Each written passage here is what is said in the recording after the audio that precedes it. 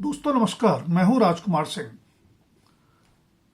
लोकतंत्र में जनता ही जनार्दन मानी जाती है, पर उसकी महिमा भी अपरंपार है।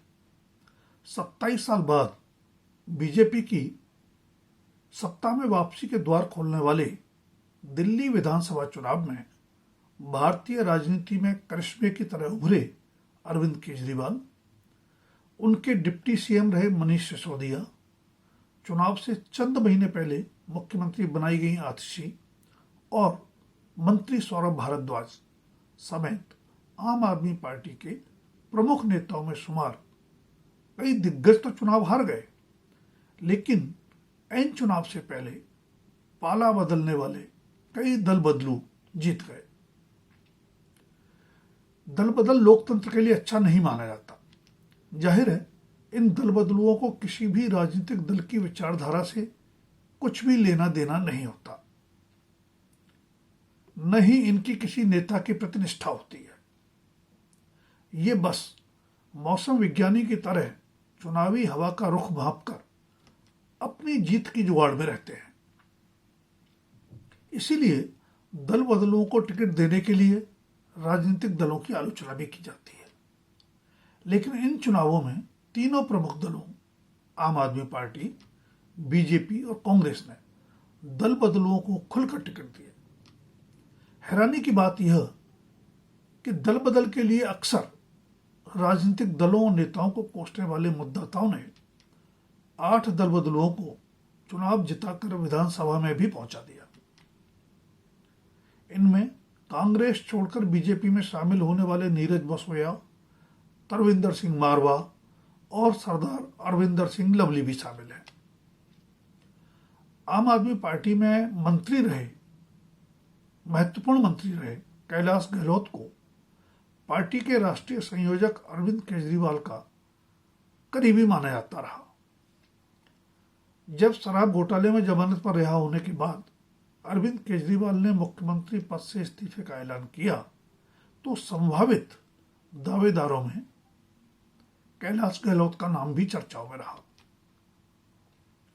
अंततः आतिशी को मुख्यमंत्री बनाया गया और अरविंद केजरीवाल पर झूठे वायदों तथा आम आदमी पार्टी पर सिद्धांतों से भटक जाने के आरोप लगाते हुए कैलाश गहलोत ने इस्तीफा दे दिया।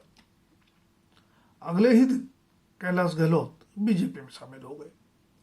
बीजेपी ने उन्हें उनकी परंपरागत सीट ब्रिजवासन से चुनाव लड़वाया और वह जीत भी गए। सरदार अरविंदर सिंह लवली तो दिल्ली प्रदेश कांग्रेस के अध्यक्ष भी रहे। गांधीनगर सीट से कांग्रेस के टिकट पर कई बार चुनाव भी लड़े।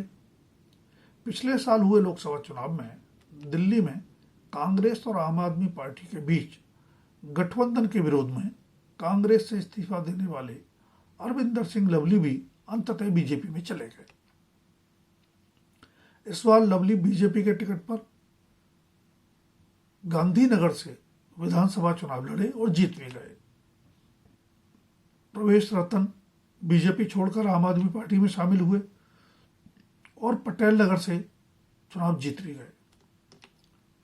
चौधरी जुबैर अहमद कांग्रेस छोड़कर आम आदमी पार्टी में आए और सीलमपुर से 44,000 से भी ज्यादा वोटों के भारी अंतर से विधानसभा चुनाव जीत गए। ध्यान रहे कि लगातार तीसरी बार कांग्रेस दिल्ली विधानसभा चुनाव में अपना खाता खोलने में नाकाम रही है। अनिल झा बीजेपी छोड़कर आम आदमी पार्टी में शामिल हुए और किराड़ी से विधानसभा चुनाव जीत भी गए। राजकुमार चौहान कांग्रेस छोड़कर बीजेपी में शामिल हुए और मंगोलपुरी से विधायक बन गए। आम आदमी पार्टी छोड़कर बीजेपी में शामिल हुए करतार सिंह तंवर दल बदल के बावजूद छतरपुर से फिर विधायक चुन लिए गए। दिल्ली कांग्रेस छोड़कर बीजेपी में आए तरविंदर सिंह मारवा तो दिल्ली के उप मुख्यमंत्री रहे और आम आदमी पार्टी में दूसरे बड़े नेता मनीष सिसोदिया को हराकर जंगपुरा से चुनावी जंग जीत गए। कांग्रेस से आम आदमी पार्टी में आए वीर सिंह दिगान सीमापुरी सीट से विधानसभा चुनाव जीत गए। कांग्रेस छोड़कर बीजेपी में आए नीरज बसोया कस्तूरबा नगर से विधायक बनने में सफल हो गए। वैसे ऐसा नहीं है कि हर दलबदलू नेता चुनाव जीत ही गया, कईयों को मतदाताओं ने नकार भी दिया। मसलन शाहदरा विधानसभा सीट से बीजेपी के पूर्व एमएलए जितेंद्र सिंह संटी पाला बदलकर आम आदमी पार्टी में गए, लेकिन बीजेपी के संजय गोयल से 5,178 वोटों से हार गए। बीजेपी से आम आदमी पार्टी में आए सुरेंद्र पाल सिंह भी तिमारपुर से चुनाव हार गए। इसी तरह बीजेपी से आम आदमी पार्टी में आए बीबी त्यागी लक्ष्मीनगर से चुनाव हार गए। वैसे संतोष की बात यह हो सकती है कि इन विधानसभा चुनावों में किस्मत आजमाने वाले 21 दल बदलुओं में से 8 को ही जीत नसीब हुई और 13 को मतदाताओं ने नकार दिया। पिछले विधानसभा चुनाव की बात करें तो 14 दल बदलू नेताओं ने किस्मत आजमाई थी, जिनमें से 7 जीतने में सफल हो गए थे। सबसे ज्यादा 6 दल बदलू आम आदमी पार्टी के टिकट पर चुनाव जीते थे।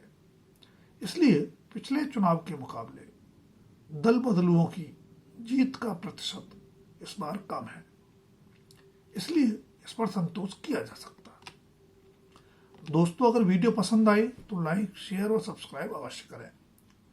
दल बदल की राजनीति पर अपनी राय भी कमेंट सेक्शन में दें। धन्यवाद। अभी के लिए इतना ही। जल्द फिर मिलेंगे किसी नए विषय के साथ।